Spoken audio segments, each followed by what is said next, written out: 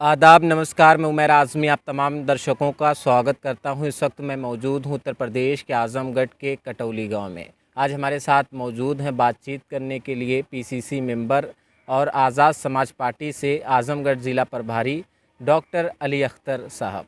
आपको बता दें, डॉक्टर अली अख्तर साहब निज़ामाबाद की सीट से 2022 में आज़ाद समाज पार्टी के टिकट पर चुनाव भी लड़ चुके हैं और सियासी शऊर भी रखते हैं और सियासत के अच्छे जानकार भी हैं। आइए हम उनसे बातचीत करते हैं। सबसे पहले बहुत बहुत इस्तकबाल है डॉक्टर साहब आपका। जी भाई, शुक्रिया आपका, आपके चैनल माध्यम से आपका शुक्रिया।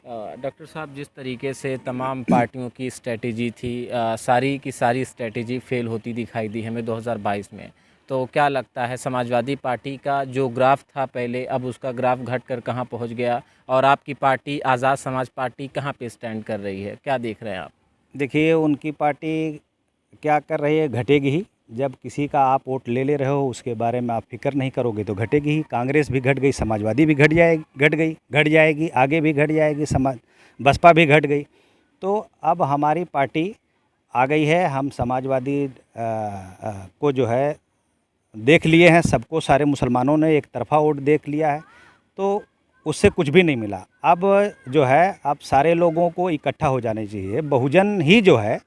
बहुजन ही बहुत बड़ी ताकत है यहाँ पे, लेकिन कोई समझ नहीं पा रहा है। जैसे एससी और ओबीसी के साथ साथ माइनॉरिटी अगर एक साथ हो जाएगी, जो कि सारी पार्टियों, सारी कम्युनिटियों को ये सरकार अलग अलग उनको प्रताड़ित कर रही है, उनको परेशान कर रही है। जो ये किसी को इस बात का एहसास हो रहा है, लेकिन अलग अलग लोगों को अलग अलग परेशान किया जा रहा है। तो अब सब लोग इकट्ठा हो जाएंगे। 2024 की तैयारी जो है, चंद्रशेखर जी साथ में तैयारी कर लिए हैं। हमारी मध्य प्रदेश से लेकर के राजस्थान, दिल्ली और उत्तर प्रदेश में बहुत अच्छी, पश्चिमी उत्तर प्रदेश में बहुत अच्छी हमारी तैयारी है। अभी इस बार जो है, हम लोगों ने अपना इंट्रोडक्शन करने के लिए हमारी पार्टी ने, हमारे जो है लीडर चंद्रशेखर जी के नेतृत्व में चुनाव लड़ा गया, सारे लोगों को लड़ाया गया। हमने अपना लोगों के बीच में अपना इंट्रोडक्शन दे दिया और हम लीडरशिप, हमारे पास एक चंद्रशेखर जी हैं जो लीडर हैं और वो लोगों को नेतृत्व कर रहे हैं। लोग उनके पास आ रहे हैं और वो पॉइंट टू पॉइंट सारे मुद्दे पे खड़े हो रहे हैं, लोगों के लिए लड़ाई लड़ने के लिए तैयार हैं। जी डॉक्टर साहब, आपने रिसेंटली देखा होगा कांग्रेस पार्टी के जो मुस्लिमों में कद्दावर नेता थे गुलाम नबी आज़ाद साहब ने कांग्रेस पार्टी का दामन छोड़ दिया है और वो प्रधानमंत्री नरेंद्र मोदी जी की तारीफ़ भी कर रहे थे। कह रहे थे जिस परिवार में इज़्ज़त नहीं होगी तो जाहिर सी बात है परिवार का सदस्य परिवार से अलग हो जाएगा। तो आज़म खान साहब का भी वो कद रहा नहीं, लोगों का ये मानना है समाजवादी पार्टी में। और मुसलमान कहाँ पे है, उसकी सियासत कहाँ पर है? मुसलमान ओवैसी साहब भी रहनुमा बनकर आए, अपने आप को कौम का रहनुमा कहते थे। दलित, पिछड़ों, शोषित, वंचितों की वो बात करते थे, तो उनके ऊपर भी ये टैग लगा दिया गया कि साहब आप बीजेपी की बी टीम हैं। तो आखिर मुसलमान कहाँ पे है? देखिए, मुसलमान एक तो तालीम से बहुत पीछे हो गया, नंबर एक। अब इसको अभी अपनी एजुकेशन को बढ़ाते हुए पॉलिटिकल एक्टिविटियों में आगे आना चाहिए और आगे आना होगा। आगे आने के लिए उसको सबसे पहले तालीम लेनी और एक साथ एक जगह खड़ा होना। अब इस एक्चुअली जब वीपी सिंह ने मंडल लागू किया तो ये हुआ कि कहीं जो है मुसलमानों के भी ना नेता हो जाएं। मायावती जी और वीपी सिंह ने जब राजनीति से संन्यास कर ले लिया तो मायावती जी और मुलायम सिंह यादव ये दोनों नेता हो गए, मुसलमानों के नेता को साइड कर दिया। कहा कि सिर्फ इनसे वोट लो, इनको इस्तेमाल करो कांग्रेस की तरह से और इनको हिस्सेदारी की ज़रूरत नहीं है। तो अब सारा मुसलमान उनको मान रहा है कि वो हमारे लीडर हैं, लेकिन वो नहीं मान रहे हैं कि आप लीडर हो। तो हमको हर जगह हराया भी जाता है। आजमगढ़ में जैसा आपने देखा भी, निज़ामाबाद के यहाँ पे एक दीदारगंज में उसी सेम पैटर्न पे एक जो है बसपा पार्टी के विधायक के लड़के को सीट पे लाया गया और टिकट दिया गया। वही जो है उसी तरह से कहा गया कि गुड्डू जमाली को आप आओ, आपको भी टिकट दिया जाएगा, उनको नहीं दिया गया। तो आपके साथ तो खुला इसी ज़िले में ही आपके पास जो है आपका जो कहने का मकसद है वो ये है कि मुसलमानों के साथ कहीं ना कहीं सियासी हैरेसमेंट हो रहा है। बिल्कुल हो रहा है, लेकिन अब मुसलमान लोग जो हैं, जो राजनीति कर रहे हैं, जिनको सोचना चाहिए तो उनको खुद सोच लेना चाहिए। अब रहा असदुद्दीन ओवैसी को कि बी टीम लोग कहते हैं, तो अब कहने वाले तो कहेंगे, किसी का कोई ज़बान थोड़ी नहीं रोक सकता। पार्टी के राष्ट्रीय अध्यक्ष से भी उन्होंने कई मुलाकात की है, चंद्रशेखर आज़ाद जी से ओवैसी साहब, कई तस्वीरें भी सोशल मीडिया पे और मीडिया में वायरल हुई। तो क्या लगता है 2024 का ये जो इलेक्शन है, तो इसमें जिस तरीके से ये रणनीति लगाई जा रही है, जो सियासी पंडित हैं उनका कहना है कि सब लोग अगर यकजा हो जाएंगे, एक प्लेटफॉर्म पे विपक्ष आएगा, तभी जाके केंद्र से भाजपा सरकार को हटाया जा सकता है, नहीं तो नामुमकिन सा है। तो 2024 को लेकर के क्या सोच रहे हैं कि सारे विपक्ष के जो अपोजिशन है वो आ जाएगा एक पटरियों पर? देखिए, अब उसमें तो मुलायम सिंह यादव जी प्रधानमंत्री के दावेदार थे, वो इस वक्त आउट हो गए हैं। अब नीतीश कुमार जी आ गए हैं, और जो है आप पार्टी के अरविंद केजरीवाल, और बिहार से नीतीश जी। अब इस तरह से कई सारे लोग दौड़ में हैं। अब ये लोग अगर आपस में तय कर लेंगे तो बिल्कुल लड़ाई लड़ सकते हैं। बहुसंख्यक हैं, बहुसंख्यक लोग हैं, बहुसंख्यक एक साथ आ जाए तो किसी को भी हरा सकते हैं, अपनी हुकूमत बना सकते हैं। लेकिन ये लोग भी तो कठपुतली हैं, किसी के बिके हुए हैं, किसी के पैसे पे किसी के धन पे उसकी तरफ चले जाते हैं। अपनी पार्टियों को अपने स्वार्थ को लेकर के बैठ जाते हैं, जनता के स्वार्थ को पीछे कर देते हैं। तो अब उस टाइप के लोगों के बारे में क्या कहा जाए कि ये लोग मजबूत। इससे पिछली बार भी लोगों में ये तय हुआ था कि भाई सब लोग मिल करके सरकार बनाई जाएगी और इनके खिलाफ लड़ा जाएगा, नहीं बना पाए, इसलिए कि सब लोगों ने बेईमानियां कर रखी हैं। अभी सरकार ने एक बड़ा अच्छा हथगंडा अपना लिया है, ईडी भेज देती है। ईडी तो जिसका पावर होता है उसकी है। अभी तो इस सरकार की बेईमानी नहीं नज़र आ रही, लेकिन जिसकी सरकार गिरती है उसकी बेईमानी तो सरकार गिरने के बाद आती है।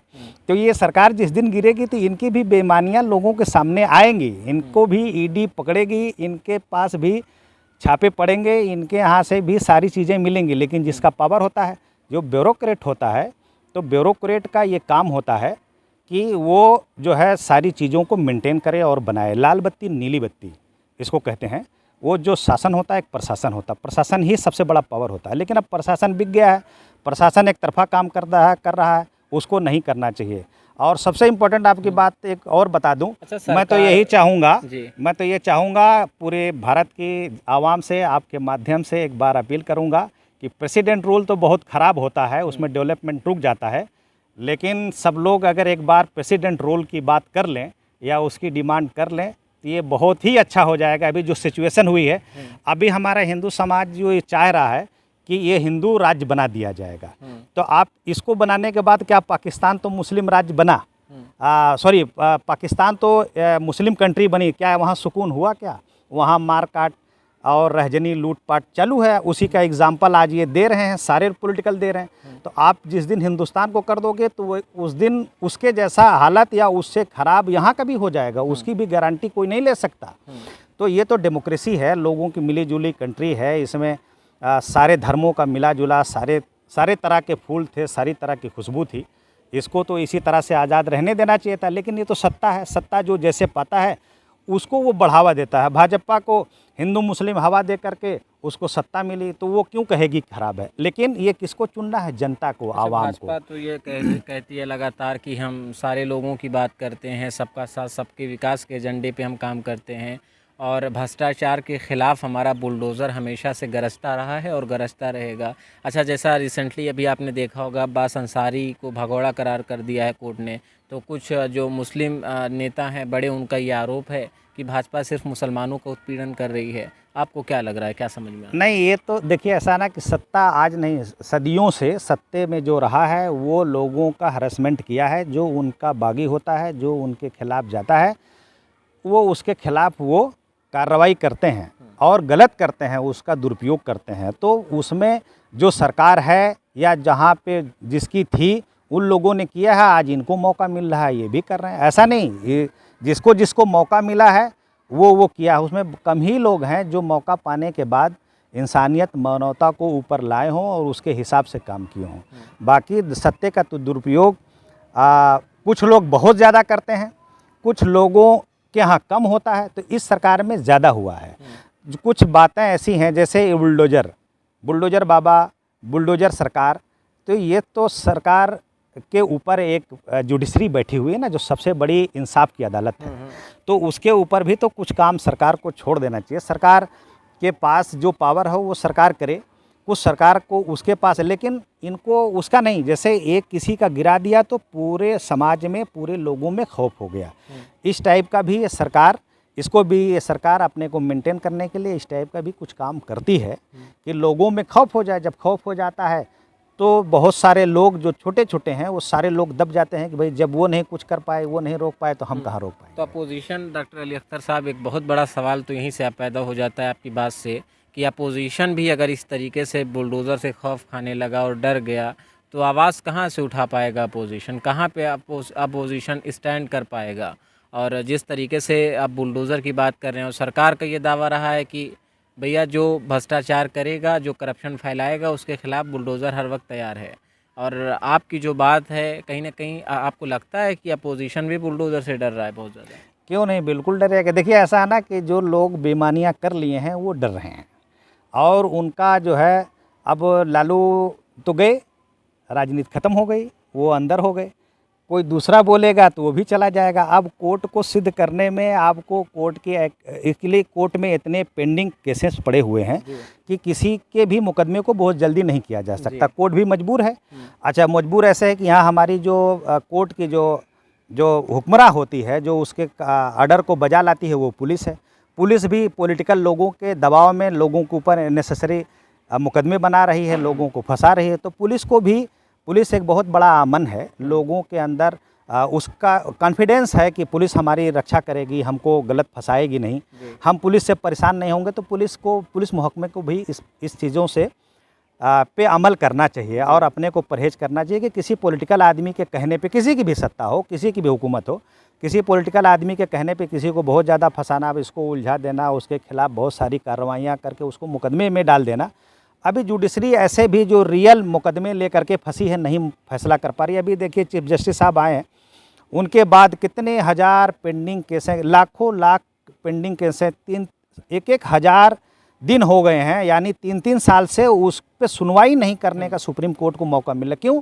इसलिए कि बहुत ज़्यादा केसेस को, मैंने अभी एक आर्टिकल लिखा है इसी के ऊपर कि लोगों को भी, मैं आवाम को भी अपील करूंगा कि आप लोग भी अपने सीधे सीधे कामों को और अपने जायज़ कामों को करिए। आप पुलिस के से बचिए, आप क्राइम करने से बचिए। आपको पुलिस कभी परेशान नहीं करेगी, आपको कोई दिक्कत नहीं होगी। पुलिस तो आपकी हिफाजत के लिए और आपका सुकून है, आपकी सिक्योरिटी है। पुलिस से किसी को घबराने की ज़रूरत नहीं है, लेकिन लोगों को भी पुलिस के प्रति ईमानदारी, पुलिस के खिलाफ या कानून के खिलाफ कोई काम नहीं करना चाहिए, जिसको पुलिस जिस पे। साहब, तवील गुफ्तगू हुई, हम चाहते हैं हमारा आखिरी सवाल आपसे कि आने वाले 2024 में क्या तस्वीरें होंगी, क्या हालात होंगे देश के, और ख़ास तौर पे माइनॉरिटी के लोग कहाँ पे जा रहे हैं, किसके साथ जा रहे हैं, और आपकी पार्टी का क्या स्टैंड है? देखिए हमारे चंद्रशेखर जी हमारे लीडर हैं, वो तैयारी कर रहे हैं। अब तो अभी वो बिल्कुल नए हैं और बिल्कुल अभी आ रहे हैं, उतर रहे हैं। जो कद्दावर नेता हैं, जो पार्टियों को बैठे हैं लेकर के, जो शासन किए हैं, अब उन लोगों के रुख के हिसाब से फैसला होगा।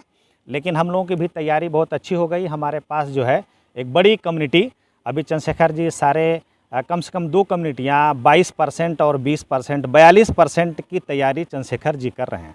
हमारी पार्टी में मुसलमानों को भी उतना ही राइट है जितना SC को और OBC को दिया जा रहा है। 3 पोस्टें हमारे पास बराबर हैं और हम लोग तीनों लोगों को बराबर का राइट देते हुए चल रहे हैं। तो इस पे मुझे लगता है कि मुझे थोड़ा वक्त लग सकता है। वक्त इसलिए लग सकता है कि जो अपनी कुर्सियों को, लोगों के वोटों को हथियार रखे हैं, जो लोगों को गलत बरगला करके उनके वोटों को रिज़र्व कर रखा है, तो उनको छोड़ने में तो दिक्कत होगी, हमारे ऊपर आरोप लगाएंगे। लेकिन हमारे leader advocate Chandrashekhar ji point two point जैसा राजनीति करना चाहिए, जो लीडर का मतलब होता है, जो नेतृत्व करने वाला होता है, वो चंद्रशेखर जी कर रहे हैं। ये जनता समझ जाएगी, और जो लिटरेट लोग हैं वो समझ रहे हैं कि Chandrashekhar ji point two point बात कर रहे हैं, लोगों के राइट के लिए बात कर रहे हैं, लोगों के हिस्से और हुकूक के लिए लड़ाई लड़ रहे हैं। इंशाल्लाह हमको एक दिन कामयाबी मिलेगी, हम शासन करेंगे और लोगों को हिस्से के साथ साथ लोगों में अमन चैन और लोगों के साथ इंसाफ भी करेंगे। बहुत बहुत शुक्रिया डॉक्टर साहब हमसे गुफ्तगू करने के लिए। Thank you. ये थे हमारे साथ डॉक्टर अली अख्तर साहब जिनसे हमारी ख़ास और तफसीली गुफ्तगू हो रही थी सियासत को लेकर के। इन्होंने साफ़ तौर पे ये कहा है कि हमारी पार्टी आज़ाद समाज पार्टी का स्टैंड होगा और हर वर्ग हर तबके के साथ हम लोग हैं और सारे लोग हमारे साथ जुड़ रहे हैं, हर तबके हर कम्युनिटी के लोग हमारे साथ आ रहे हैं और आने वाले 2024 में हमारी पार्टी का जो ग्राफ है वो कहीं ना कहीं बढ़ेगा और हालात बदलेंगे, हालात साजगार होंगे।